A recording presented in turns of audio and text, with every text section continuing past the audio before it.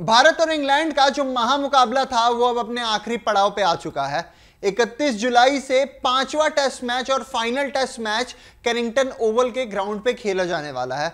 ऐसे में आपके समक्ष हाजिर है हम आपके लिए पिच रिपोर्ट लेकर, जहां पे आपको सब कुछ बताएंगे कि पिच कैसा बिहेव करने वाली है, 5 दिनों तक जो मौसम का हाल है वो कैसा रहने वाला है, कैरिंगटन ओवल के पिच का इतिहास क्या रहा है, भारत जब आखिरी बार खेली थी तब भारत का प्रदर्शन कैसा रहा था, साथ ही में हेड टू हेड रिकॉर्ड क्या है इंडिया का, और सबसे ज्यादा जरूरी चीज जो थी वो ये है कि अब ये जो भारत बनाम इंग्लैंड की लड़ाई है ये जीत और हार से ज्यादा अब आत्मसम्मान की लड़ाई बन चुकी है।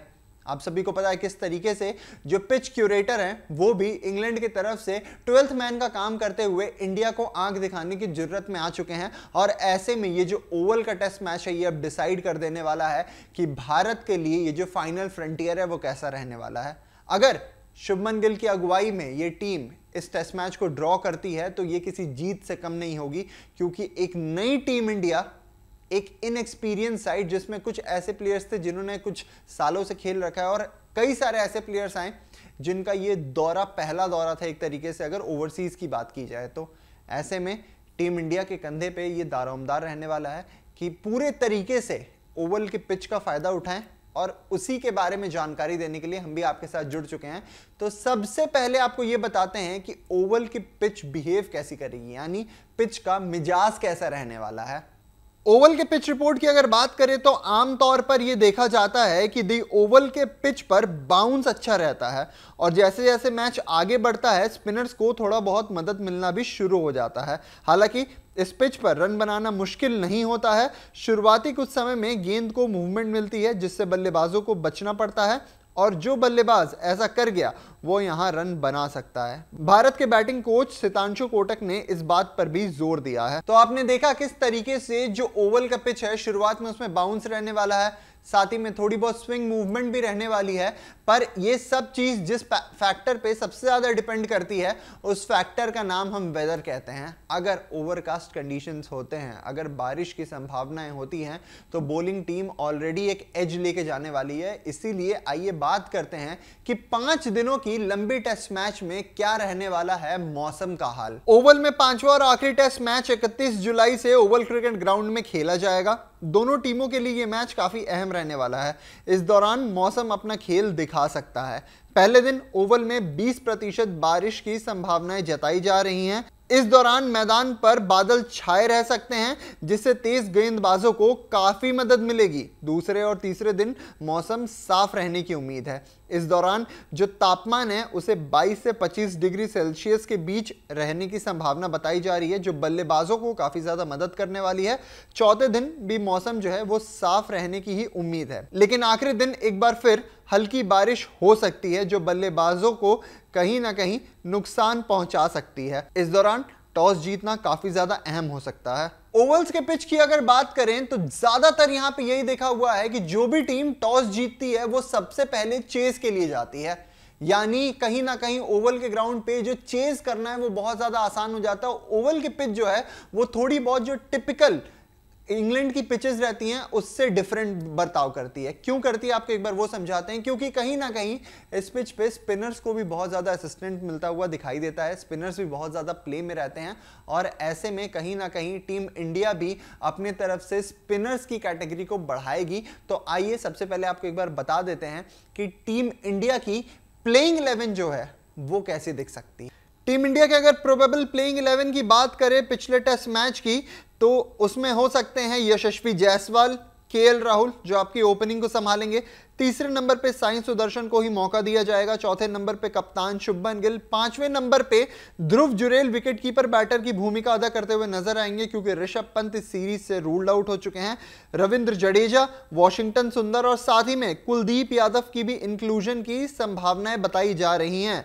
आपको बता दें कि आकाशदीप की भी वापसी होने वाली है। मोहम्मद सिराज टीम की गेंदबाजी की लाइनअप को वापस से लीड करने वाले हैं, और प्रसिद्ध कृष्णा की भी एंट्री हो सकती है। तो ये थी कहीं ना कहीं जो भारत की प्रोबेबल 11 थी। पहले आपको बताते हैं कि ओवल के पिच पर जो भारतीयों ने आज तक कारनामा किया है, चाहे वो हाईएस्ट स्कोर हो, पार्टनरशिप की बात करें, इंडिविजुअल स्कोर की बात करें, विकेट्स की बात करें, किसने क्या कारनामा किया है और कैसा रहा है ओवल में हेड टू हेड भारत बनाम इंग्लैंड का रिकॉर्ड।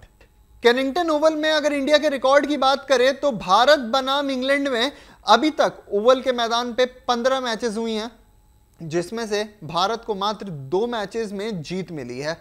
अगर हार की बात करें तो अभी तक 6 मैच भारत हार चुकी है और 7 मैच यहां पे ड्रॉ हुआ है। बता दें आपको कि आखिरी बार जब भारत ने सितंबर के महीने में इस पिच पे इंग्लैंड के साथ मुकाबला किया था तो भारत 157 रनों से जीत गई थी।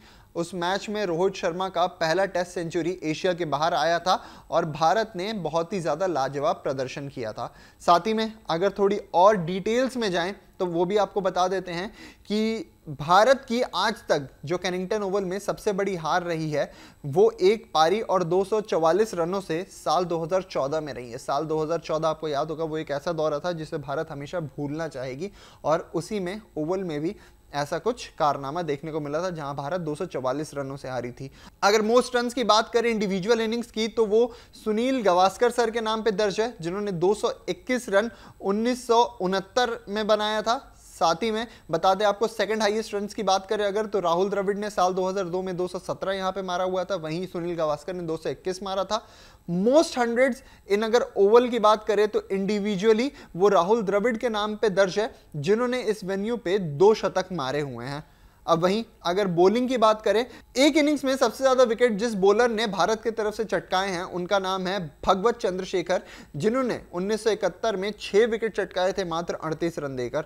वहीं अगर दूसरे ऐसे प्लेयर्स की बात करें जिन्होंने ओवल के ग्राउंड पे 5 विकेट हॉल लिया है तो उसमें सुरेंद्र नाथ, जिन्होंने 1959 में 5 विकेट चटकाए थे। साथ ही में हरभजन सिंह, जिन्होंने साल 2002 में भी 5 विकेट चटकाए थे। सबसे बेस्ट बॉलिंग फिगर्स की अगर बात करें तो वो भगवत चंद्रशेखर के ही नाम पे है, जो हमने आपको बताया 1971 में उन्होंने 6 विकेट यहां पे चटकाए थे। मोस्ट 5 विकेट्स हॉल की बात करें अगर तो भगवत चंद्रशेखर, सुरेंद्र नाथ और हरभजन सिंह, इन तीनों के नाम पे एक 5 विकेट हॉल यहां पे दर्ज है। मतलब ये आप मान सकते हैं कि अभी तक किसी भी भारत के खिलाड़ी ने, भारत के बॉलर ने साल 2002 के बाद ओवल के ग्राउंड पे 5 विकेट हॉल लेने का कारनामा नहीं किया है। वहीं अगर हाईएस्ट पार्टनरशिप की बात करें तो सुनील गावस्कर और चेतन चौहान के बीच 2-13 रनों की पार्टनरशिप हुई थी, वो भी कब? ओपनिंग करते हुए 1979 वाले सीरीज में। सेकंड हाईएस्ट पार्टनरशिप की बात करें तो साल 2018 में केएल राहुल और ऋषभ पंत के बीच 204 रनों की पार्टनरशिप हुई थी। और वहीं अगर सारे टेस्ट को मिला के एक तरीके से एवरेज स्कोर पर इनिंग्स देखा जाए तो 31.60 बैटिंग एवरेज रहा है ओवल सी ग्राउंड पे। वहीं अगर ओवल में पहली जीत की बात करें भारत की तो वो आई थी 1971 में और दूसरी जो जीत थी वो आई थी साल 2021 में। अनिल कुंबले ने भी इस ग्राउंड पे साल 2007 में 110 रन नाबाद बनाए थे और इस मैदान में एक तरीके से लोअर ऑर्डर में आके एक बहुत ही शानदार शतकीय प्रदर्शन दिखाया था। तो ये था ओवल का इतिहास, ये था ओवल में अभी तक भारत का प्रदर्शन। वहीं अगर इंग्लैंड की प्लेइंग 11 की हम बात करें तो इंग्लैंड की प्लेइंग 11 पूरी तरीके से बदल चुकी है। 5वें टेस्ट मैच में इंग्लैंड की प्लेइंग 11 से उनका स्टार प्लेयर ही बाहर हो चुका है और ऐसे में आप भी देख के इस प्लेइंग 11 को एक तरीके से चौंक जाएंगे। क्या है प्लेइंग 11? आइए एक बार आपको बताते हैं। पहले बैटिंग करने आएंगे जैक क्रॉली, बेन डकेट, उसके बाद आएंगे ओली पोप। ओली पोप इस मैच में कप्तान रहने वाले हैं। साथ में Joe Root, Harry Brook, Jacob Bethell की एंट्री हो रही है इस टेस्ट मैच में। जेम्स स्मिथ रहेंगे wicketkeeper batter. Chris Woakes, Gus Atkinson की वापसी हो रही है वापस से इंग्लैंड के खेमे में। जेमी ओवरटन आने वाले हैं और जॉश टंग आने वाले। एक तरीके से पूरी की पूरी जो इंग्लैंड की प्लेइंग 11 है वही बदल चुकी है। इंग्लैंड की प्लेइंग 11 का सारा रुख बदल चुका है। ये नई प्लेइंग 11 के साथ, जिसमें ना आपको बेन स्टोक्स दिख रहे हैं, ना जोफ्रा आर्चर दिख रहे हैं, ना आपको ब्रैडन कार्स दिख रहे हैं, सबको आराम दिया गया और ये नई प्लेइंग 11 इस वक्त सामने आ रही है। अब आपको बताते हैं कि India versus England overall test में हेड टू हेड कंपैरिजन अगर देखा जाए तो किसका पलड़ा भारी रहा है। तो अभी तक टेस्ट मैचेस 70 खेले गए हैं, जिसमें से भारत 9 जीती है, इंग्लैंड 38 टेस्ट मैच जीती है और वहीं 23 टेस्ट मैच ड्रॉ हुए हैं। वहीं अगर ओवरऑल टेस्ट मैचेस की बात करें तो इंडिया ने 36 टेस्ट मैचेस जीती हुई हैं, वहीं इंग्लैंड ने 52 टेस्ट मैच जीती हुई हैं और 52 टेस्ट मैचेस ड्रॉ हुई हैं, जिसमें से मतलब आपको बता दें एक तरीके से 140 टोटल मैचेस में मात्र 36 जीत पाई है इंडिया और 52 इंग्लैंड जीती हुई है।